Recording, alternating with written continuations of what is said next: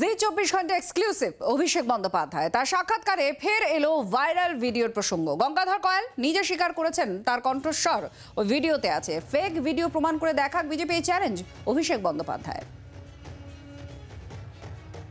উনি সকালে দুপুরে ঘুমাতে উঠতে জাগতে আমার ছবি দেখেন, শয়নে স্বপনে উনি আমাকে দেখেন। তো যা হবে উনি আমার নামই নেবেন। উনি তো বলেছেন নারদা আমি করিয়েছি, নারদা তো সিবিআই তদন্ত করছে, আমাকে তো একবারও ডাকেনি। উনি যা কিছু হবে উনি বলুক না, যে এর পিছনে যেই থাকুক, যে তথ্যটা সামনে এসছে উনি যদি বলতে পারেন যে এটা স্পেশাল ইনভেস্টিগেটিং টিম তদন্ত করে বার করতে পারে যেটা ফেক, তাহলে তৃণমূল মানুষের কাছে ক্ষমা চাইবে। কিন্তু যার ছবি টিভির পর্দায় দেখা যাচ্ছে সে বলছে যে আমি এই কথাটা বলেছি, এই কণ্ঠস্বরটা আমার। সেখানে বিরোধী দলনেতার প্রতিক্রিয়া কি আপনারা জিজ্ঞেস করেছেন? বাংলার আওয়াজ, বাঙালির আবেগ, জি 24 ঘন্টা।